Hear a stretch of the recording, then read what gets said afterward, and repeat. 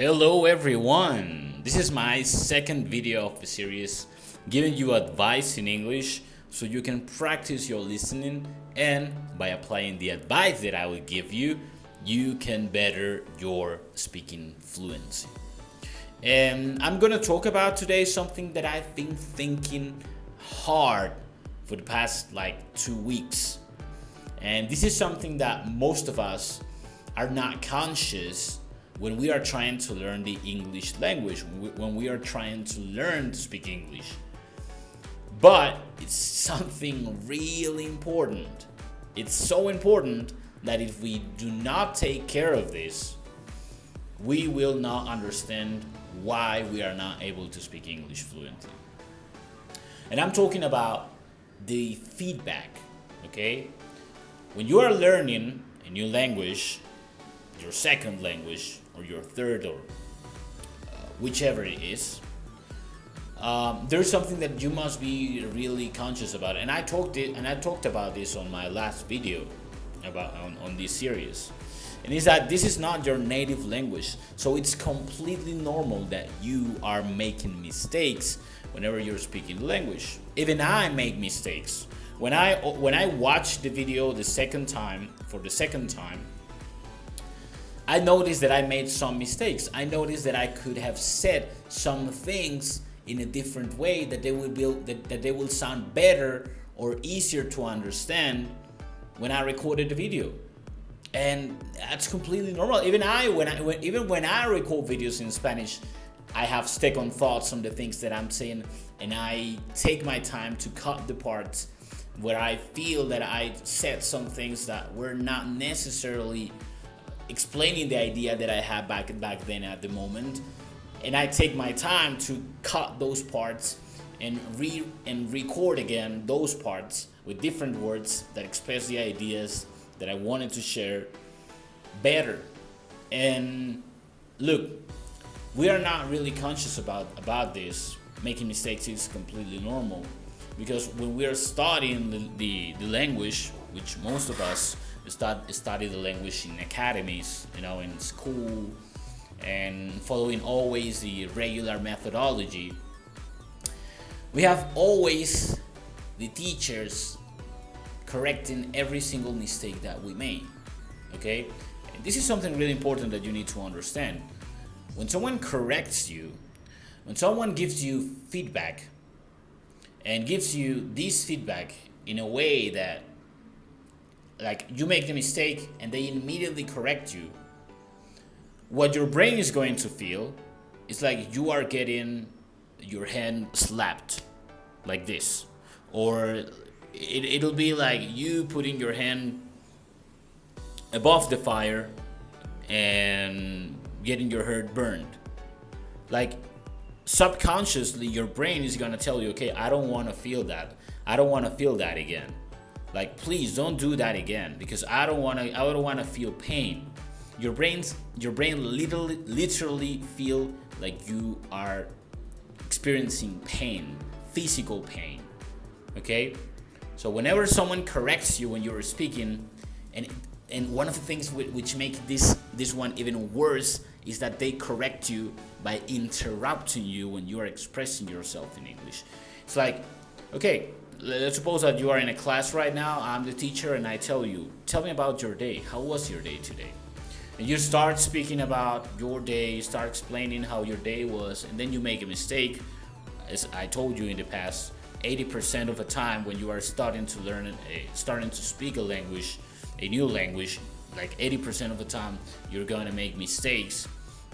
So you start saying, okay, so my day wasn't, you make a mistake, and then the teacher interrupts you violently, because that's how our brains experiences that, and they say something like, okay, you made a mistake.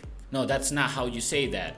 Or even something so passive as just repeating what you say with another words, so you can repeat the same sentence, changing those words that were incorrect. Even that makes your brain feel like, damn, I'm making a mistake. It doesn't feel good. We do not like feeling like we are wrong, Okay, that's something that happens unconsciously. Let me unplug this. Okay, so when we are learning a new language, as I told you, 80% of the time we're going to be making mistakes whenever we're speaking. That's completely normal. Okay, and these problems that at the beginning maybe they correct you for the first time and you are like, okay, I made a mistake, it's good, I'm learning.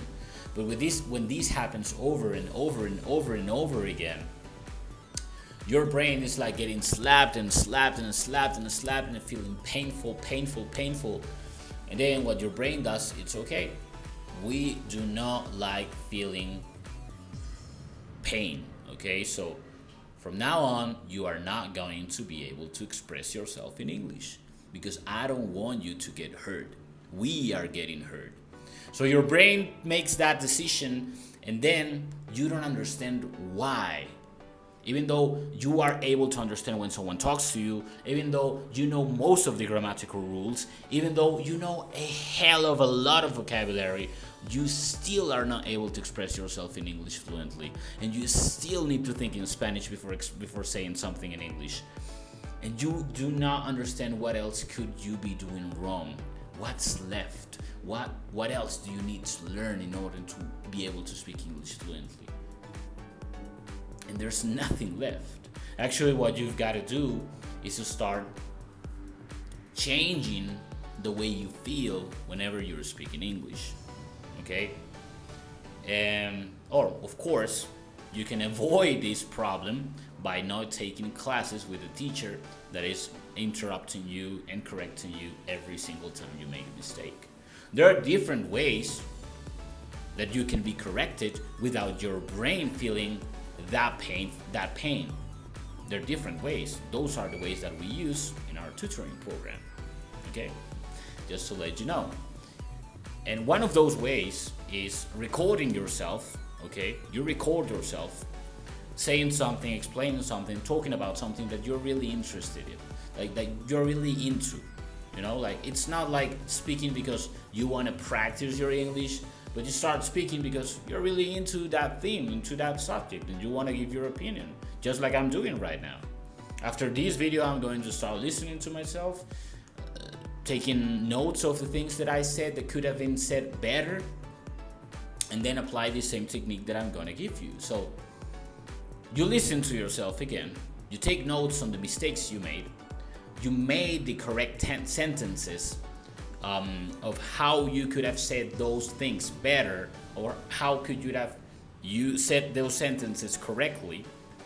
And after that, you write down these sentences correctly, and then you start doing the technique that I called in Spanish PES: pronunciation, intonation, and the S is for sentir. Okay, connecting with the idea, feeling the idea. So you do all of it with every single sentence that you said wrong. Okay, it doesn't matter if there are like 20, because what you're doing by applying this technique with these new sentences is you're telling your brain, okay, when I want to express this idea, this is the way that I say it. Okay, this is the way that I say it. And the way that you say it is by this sentence that you wrote down correctly. And you say it out loud, you practice this tool that I gave you in past videos. So this is the way that you correct yourself. So you do not have to feel that pain, okay? And you avoid that problem and avoid that connection between your brain and the English and speaking the English language. And this connection is, as I told you, whenever I want to speak English, I will feel pain. You avoid making that connection for your brain. So your brain is not going to interrupt you. Sometimes it's going to pop up and say, okay, bro, watch out, maybe you could make some mistakes. But in the long run, you are not going to experience that same freeze that you feel whenever you want to express yourself in English. So this is an activity that I recommend you. This is one tool that we apply with all of our students. And if you want to join our program, remember all the information down here at the description of the video. So that'll be it for this video. Remember that I will be uploading at least one of these videos for this new series on the next coming weeks. And yeah, that'll be it. You have a great day, great week, great month, a great life. See ya.